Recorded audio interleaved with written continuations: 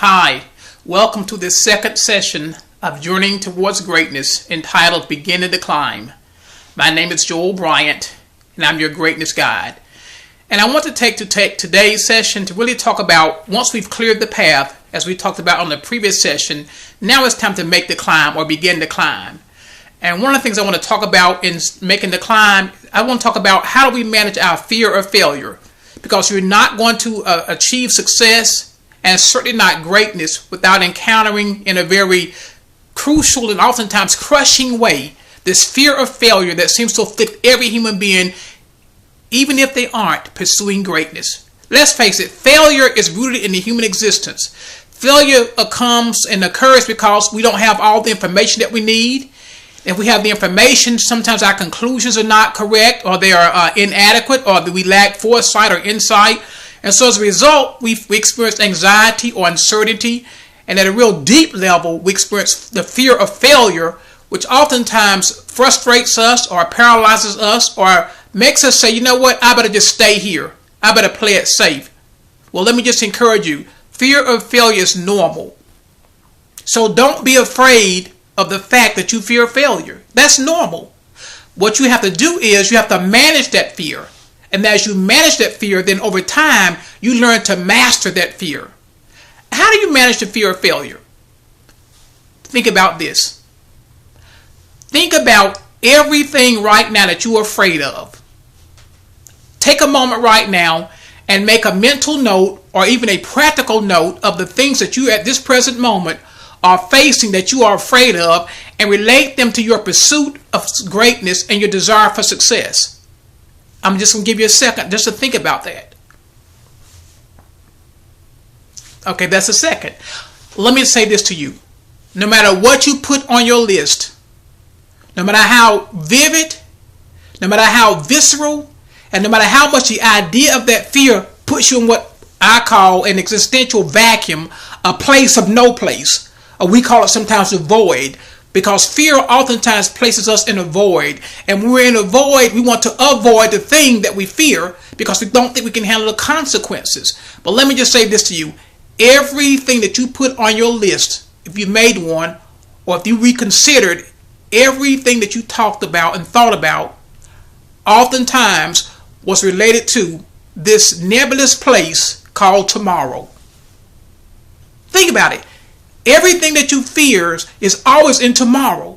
It's always next week or next year. It's very seldom in the present. Because in the present, you have all your provision. In the present, you have everything that you need to make a small step towards that thing that you desire. But what you fear is, well, next week I've got to make this bill and I've got to have this meeting and I don't know what I'm going to do. Stop. When you experience that onrush of thoughts, you have got to stop and bring yourself into the present. If you don't live from the present, if I don't live from the present, not only will I be paralyzed, but I will never experience the power of now, which by the way is the title of a book by Eckhart Tolle, and I encourage you to get that book. Because most of us have this fear of failure and is always rooted in and tied to tomorrow. Not today. Because today we always have what we need. And see, the fear of failure is a wrong use of the imagination. That, you're not going to achieve greatness without the imagination. But when you use the imagination wrongly, you allow it to project. And why is it all the time the imagination always forecasts the negative?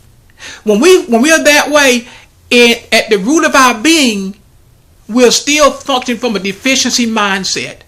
So you got to stop yourself and say, okay, let me identify. Doesn't mean that your fear is not legitimate. Doesn't mean that your fear is not valid.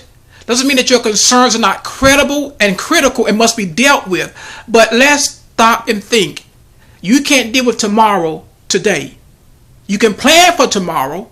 You can plan for next week and next month and next year, but you can't do anything about it until it gets here. And when you get too far from today, you will find yourself magnifying the fear of failure, and then that does two things. It stops your present today, and it gives a validity to the fear of tomorrow that is realer than it should be in your life. And so what happens we talked about in this session, becoming quitting proof. See, when you don't manage your fear of failure, then your next recourse is first to kind of avoid the activity that you were doing before that was getting you towards your dreams. And then you go from avoiding it to you start quitting. Ask anyone who really quit over a long-term time their pursuit of their dream, and they'll tell you that they allowed the fear of tomorrow, the fear of next week, to become more real to them than your ability to move in today's actions and create a pathway to their future. So I want to encourage you, the way that you become quitting proof is that you have to manage your fear of failure. The way you manage your fear of failure, you have to stay in the moment. You have to be able to manage the moment. And sometimes, I mean, breaking it down to 2-minute increments. See, if we can't manage the moment, we won't ever develop momentum. Momentum is simply a result of a series of moments managed properly. That's like a basketball team, right? They're down by 20 points and they have a whole third quarter or fourth quarter to go, 2 quarters to go. They can't make up 20 points. They have to make one play at a time. Get a stop on the defensive end. Get the rebound. Get the ball up court. Make some good passes and get a quality shot. And if they do that, they've just reduced the lead by 2 points. But if they start trying to make up all the 20 points, guess what? They're going to make mistakes. They're going to be too anxious. They're going to commit a careless turnover. They're going to make a foul because they're not in the moment. And if you're going to manage your fear of failure, you have got to be willing, not able, but willing to stop and arrest your fears and to rightly appropriate the present by being in the moment and say, you know what? I'm not going to allow next week's responsibilities to interfere with today's opportunities. That is how successful people win. That is how great people achieve their greatness. They're not immune to failure. They're not immune to anxiety and uncertainty and lack of resources. We think all great people have everything they need. They may have access to it, but if they don't manage their fear of failure, they'll be afraid to exploit and appropriate those resources. So this is really about an inside job. This is about you becoming the thing that you want to experience. Now, I know that may not be popular today because most people want the thing, and we take the thing as a symbol that we actually have the substance. But when a person does not have the substance, that is when you see their character. And when you're talking about greatness, you're talking about having the foundation and the fundamentals to be able to handle what I call the weight of glory or the weight of greatness. Because you're going to have a lot of anxiety once you become great for those of us who get there. But I don't want to get too far ahead. I want to bring it right back into the present. You have to manage your fear of tomorrow. Because that's what makes you want to quit. Because in tomorrow, you don't see how you're going to make it. And so because you can't see tomorrow, then you allow today to become unimportant. And then you start living in that day that really doesn't exist, that all of us have lived there at some point in time in our lives. You start living for someday. Someday, real soon, I'm going to get out, escaping the confines of this room. And you start living in your imagination in a way that does not enable you to actualize and to activate your present potential. So I want to just encourage you, first of all, if you're going to manage your fear of failure, you have got to live in the present. You have got to manage the moment. You've got to stop and identify the thing that you're afraid of. Write it down, look at it, face it, and say, you know what? You're real. And I can't do anything about you today. But what I can do, that is what I'm going to work on. And if you will do that, and you will make a habit and a practice of appropriating the present, then you will not be paralyzed in your pursuit of your dreams and your goals. That may sound simple, but you would be surprised and amazed at the millions of people who allow the future to play a role in their lives that inhibits and hinders their pursuit. So here's another way to overcome the fear of failure and to become quitting proof. Right? Every time something happens to us, have you ever noticed when something happens to us that's good, we never ask why? When we experience some good favor or good fortune, we never ask why. We usually say wow, and we usually thank God or thank life or just thank the good fortune. But when something bad happens to us, our first instinct is to say, why? We feel victimized and penalized by some misfortune or some injustice that came into our lives unsolicited, undeserved. But here's the key, a very simple key that great people practice and they understand. When they encounter misfortune, when they enter crisis, when they experience tragedy, they move beyond why, because they ask why too. It is a nature of reason to ask why. But to move beyond why, they then ask a second question: how?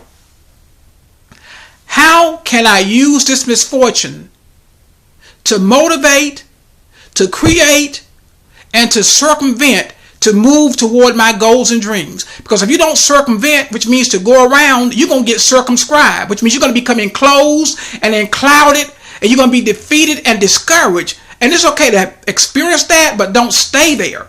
And the way you don't stay there, you have to ask, how can I use what has happened to me to my best benefit? It's like a saying I heard when I was a child, which you've all heard, right? When life hands you lemons, what do? Of course. And see, a person that's not empowered would say, I don't have sugar. When life hands you lemon, you make lemonades. But a person that's not empowered will say, well, I don't have sugar, and I don't have water, and I don't have a picture. They will begin to enumerate and articulate their deficiencies. And what that's telling me is they have not cleared the path. That's session 1.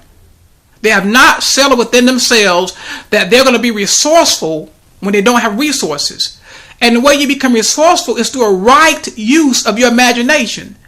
Instead of forecasting failure because of your deficiency, say, tomorrow, next week, I'm going to meet this person, and I'm going to go to this meeting, and I'm going to have this experience. Now, that may not happen, but you know what that'll do? Just thinking that way will restore your energy and your optimism in the present. Because I'm going to tell you, greatness like success is acquired and accomplished one day, one act, one event, 1 minute, 1 second at a time.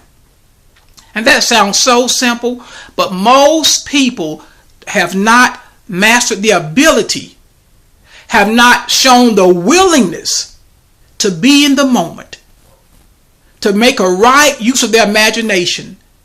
And the very faculty and quality that is the very basis of greatness becomes a very obstacle and impediment to their ability to sustain their pursuit of greatness. So I want to encourage you.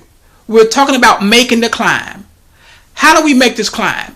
When we encounter failure, know that it's normal. The fear of failure is normal, and failure is normal. So that's not anything to be discouraged about. And the way you manage that fear is when you find yourself living in that fear, bring yourself back to the present. Anytime you feel weak, disempowered, or discouraged, it is a sign that you went beyond the activity of the moment. You're no longer being present to yourself. You're being present to those things that you're not able to deal with in this moment, because you can't deal with the future until the future comes. Simple. Let me say, I always used to tell my students when I taught college, I would always say, never confuse the concept with the concrete.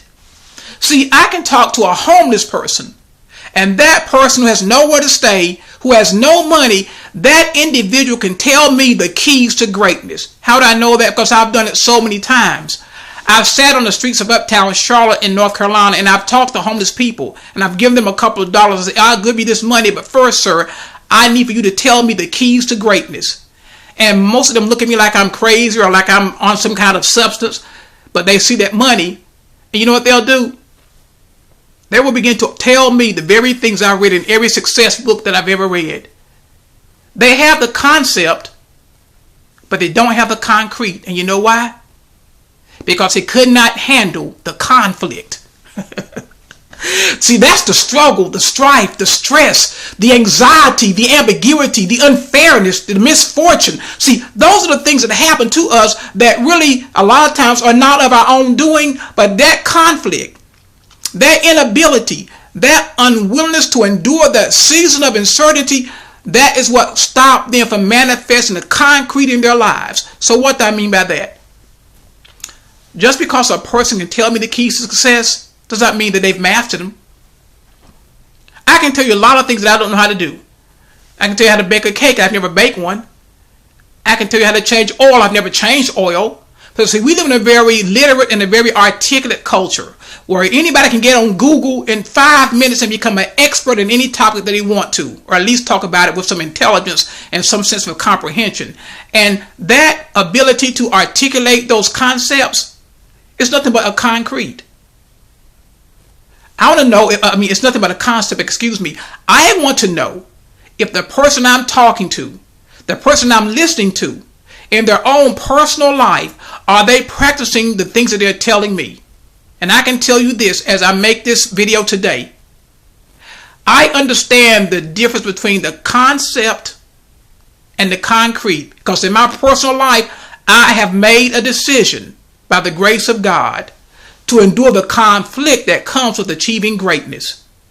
And so the words that I'm speaking to you are tested and tried in my own life, in the lives of other great people who I've met, I've studied, I've talked to, I've perused their writings, I've read their story. All those people just had a technical difficulty. My lights just went out and came back on. But be that as it may, I want to encourage you. We're talking about making the climb. We're not talking about getting out, just wandering around, not going anywhere. We're talking about having an intentional pursuit to the summit of success called greatness. And I want to encourage you, don't think that those people who are great that we see in our society are special. They have the same gene pool that you and I have. Doesn't mean they don't not born with some kind of intelligence, some kind of other quality, but never use somebody else's asset to justify your liability. See, that's another way that you overcome the fear of failure and you become quitting proof. You never allow other people's assets, their abilities, their excellence, you don't allow their asset to justify your liability. There's always somebody smarter, quicker, more intelligent, better looking. They have a quality that they developed or that they were just endowed with by their creator. But it does not matter. You can't allow other people's asset to justify your liability. What you've got to do is you've got to turn your liability into an asset, or you refuse to allow your liability to limit and inhibit and forbid you from making a successful climb in your journey towards greatness. And if you'll do that, you will manage your fear of failure. And over time, if you sustain this practice, you will master your fear of failure, which means every time you undertake a new endeavor, you will have the principles and the patterns and those practices that will allow you to go through what other people go around. You will endure what you can't avoid. So you have to work on your liabilities until they become assets. Here's another thing that we have to do in making the climb. And this is something I've seen in my life and in a lot of people's lives. People begin with a lot of excitement. I said somewhere before that my favorite quotation in the entire world, I read it about 30 years ago. And it said that character is the ability to carry out a good idea long after the excitement of the moment has faded. Can you stay committed when everybody else is indifferent? Can you stay focused when your life is filled with locusts? Let me just use that. When things seem to be eating up your resources. When it seems like your expenses overrun double your income. Are you willing to make the adjustments in your lifestyle? Are you willing to make adjustments in your relationships? Are you willing to do whatever it takes inside of morality and ethics, of course, to keep yourself on that path? See, that is huge because that goes back to what I call the summons of greatness. A lot of people begin well, but they don't sustain their pursuit because you know what they do? They confuse the summons with the siren. What do I mean by siren? Most of y'all have probably read the Odyssey. by Homer. And if you haven't read the Odyssey, maybe one day go get a copy. You can get one at a used bookstore for probably $3. But in the Odyssey, Odysseus, who's the hero of this story, he's trying to get back home. He's been on travels for years, and he's trying to get back home to his family. And he's traveling through this land. He's on this ship, so he's traveling through this territory. And in this territory, there's these beautiful women, beautiful beyond measure, and they're called sirens.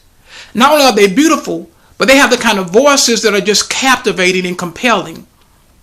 And the only way that a person can sustain their voice and overcome the temptation of their voice is they literally have to be tied to the ship when they pass to those waters. Because if they're not tied to the ship, they're going to go to where that siren is calling from, and then that siren will ultimately lead them to their death. It's really a trap. And so Odysseus, as he's traveling through this land, he tells his men, and all his men, they have to be tied to the ship so that they can't hear the voice of the siren. Because that siren will actually bring them and lead them to their death. Now let me say this. Many people treat the summons of greatness like it's a siren. They think it's something to avoid. They start out saying, you know what? I'm going to do this. And they enumerate and they articulate their goals, their dreams, and their plans and what they intend to do. And then you talk to them 6 months later and you say, well, how's it going? And they'll do this. Well, I changed my mind. And they'll give you an excuse. And in my mind, I'm saying to them, that person's treated their summons like a siren. They're no longer willing to respond to the call because they took some losses along the way. You can't win without losing. Don't allow your summons, the summons of greatness. When I grow up, I'm going to be. Or, Joel, I'm going to do this. Or, Steve, I'm going to do this. That's your summons. That disgust that you feel every day, that discontent, that unrest, that unfulfillment, that unsettledness, all those things are nothing but a summons to a higher life. And when we embrace those summons and we get excited about those summons and we get a business card and a website and we get a blog and a Twitter account and a Facebook account and a fan page and all those other social media platforms, but 3 months from now, 6 months from now, we're no longer actively and diligently involved in pursuing what we once said we were going to do.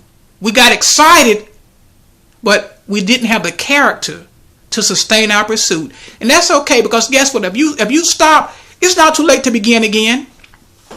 You just get back up and start where you left off. You have to be honest with yourself. Say, you know what? I gave up.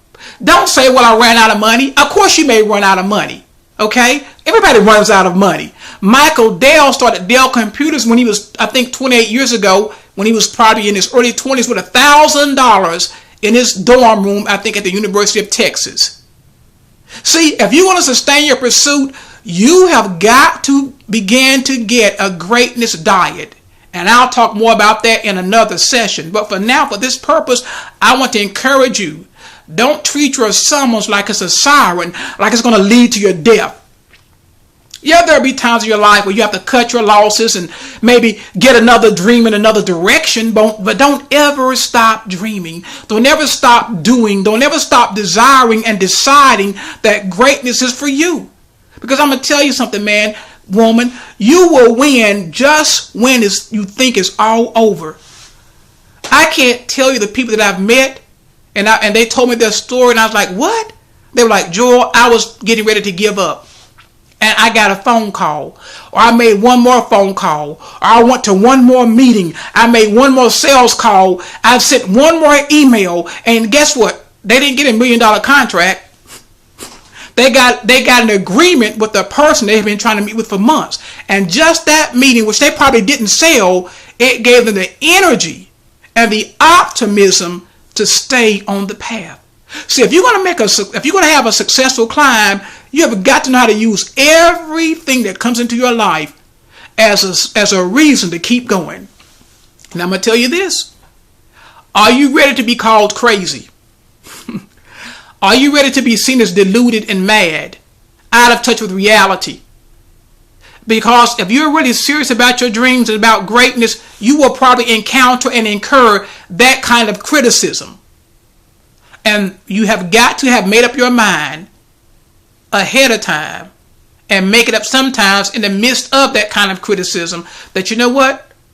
To be great is to be misunderstood. That's what Ralph Waldo Emerson said. He said to be great is to be misunderstood. And I'm going to tell you this, you're really going to be misunderstood in your pursuit of greatness. Now, once you get it, people will understand, and they'll go back and explain your failures for other people. They'll defend your choices, but in the pursuit of greatness, until you get the certified greatness, those same people are more apt to be your greatest critics. And so you've got to be strong on the inside. You've got to have the inner resilience. You have to have the resolve. And let me say this, all those things are simply choices. You're not born with resolve. You get resolve by encountering resistance. You get resilience by encountering resistance. You don't get resilience by having an easy path. You have to have friction to build your resistance, to build up your tenacity, to give you a strong intentionality. See, that is how you achieve. Now, these are not things that you're going to hear probably in a lot of success books and seminars. And, that's fine and good. We all tell our story. That's all we can give one another. If I had an easy path and an easy life, I would tell you that here's the 3 steps to greatness. Just work these steps, and 90 days from now, you're going to be where you want to be. But that's not been my experience. And when I study other people, that's not been their experience. So I want to encourage you. Take this moment and decide that you're going to have the character to carry out a good idea long after you have told everybody what your intentions are. Then in the quietness of night, when that voice comes and says, you know what? You've tried this for 5 years now and nothing's happened. You spent X amount of dollars and nothing's happened. You have nothing to show for it. Give up, quit. Be reasonable. Let me tell you this. Reason has its place. We live in a culture that puts a premium on rationality. I believe in rationality. I have education. I write books. I love reading. I love thinking. But I understand that in order to achieve the remarkable, I must sometimes transcend the rational. Let me say that again. I understand, and I've made a decision by the grace of God, that in order to achieve the remarkable, there will come a time when I must transcend the rational. Doesn't mean that I'm irrational. I've just transcended the rational. It means I've stepped into a dimension and a sphere of being that our Western culture does not really like to acknowledge. You can call it a dimension of transcendence. You can call it metaphysics. But whatever you want to call it, it is a dimension and a place in life where you just believe against reason. I'll say it this way. I read it somewhere a long time ago. You hope against hope. And let me just give you a word for that dimension for those of y'all who need a term or terminology to put on what I'm describing. It's called intuition. You just know. You don't know why you know. You don't know how you know. But deep inside your being, you say, you know what? I'm just persuaded. And then what will happen is somebody say, well, tell me why. That person is asking you to articulate in a very rational way the basis of your hope. And see, because we can't a lot of times, then we feel like, you know what? That doesn't make sense. I can't even explain why I feel what I feel, so what I feel must be wrong. No, what you've got to do is transcend the rational. Now, I will say this. Everything that I'm saying, you have to decide whether or not you're going to appropriate these facts and these truths for your own life. See, I can't give you the will to and the have to. I can give you the how to. If I were to give you the steps that most people give you in most of these books, I can give you that. But what I'm trying to give you along with the how to is the have to. Because if you don't have the will to win, if you don't have the will to greatness, guess what? You're going to be crushed by circumstances. You're going to quit when you're crushed. You're not going to have the ability, you're not going to be willing to endure inevitable failures, especially when those failures are extended and extensive. You're going to say, well, I gave it a good old college try. Let me tell you something. This is not about a college try. See, you have to make up your mind and say this. I'm not tired until I win. I tell myself that all the time. And a lot of times I am exhausted.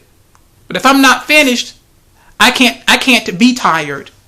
I can't allow fatigue to make me lose my focus. I refuse to allow fatigue to stop me from finishing, because guess what? I said this way, I can be tired when I finish. I can be all those emotions once I win. But while I'm in pursuit of greatness, I refuse, by the grace of God, I refuse to be tired, to be fed up. I may have those emotions, but I will not allow those emotions to dictate my motion or my movement towards greatness. I want to encourage you today. Go back and listen to session 1, beginning to climb. Get that video, because there's some key information in there that will help you deal with the emotions and the mission that you've set for yourself. Play this tape back. The things I've said may not be new, but let me tell you something. It doesn't have to be new to be effective. You have to hear something in a way that resonates with your soul and your spirit and your person. And if you do that, guess what? You begin to catalyze and catapult your way to greatness. Even if it's only incremental and incrementally. Sometimes we want, of course, the exponents, but a lot of times it's a slow process. So I would encourage you today. Make the climb. Manage your fear of failure. When you find yourself too far in the future, come back. Focus on today. When you experience adversity, disappointment, and misfortune, don't lose yourself in asking why. Ask yourself, how can I turn this circumstance into something beneficial? And thirdly, don't treat your summons like a siren. Like it's something that if you respond to it, it's going to lead you to your death. Don't be tied to something that's not going to take you where you really want to go. That's how most people see their jobs. And it's great to have a job, particularly in this economy. But I want to encourage you. You can achieve greatness. I said it before, and I'll end with this. There is always an option, a way of getting by. Nothing is ever settled if you are willing to try. So don't give in to believing that the end has come. You're in the race as long as you decide to run. Keep running. Stay tuned for the third session next week. We're going to get into some very meaty stuff that's really going to help you accelerate and accentuate you as you make the arduous ascent in your pursuit of greatness. Until next time, this has been Joel Bryant. I'm your greatness guide. Have a greatness day. Bye-bye.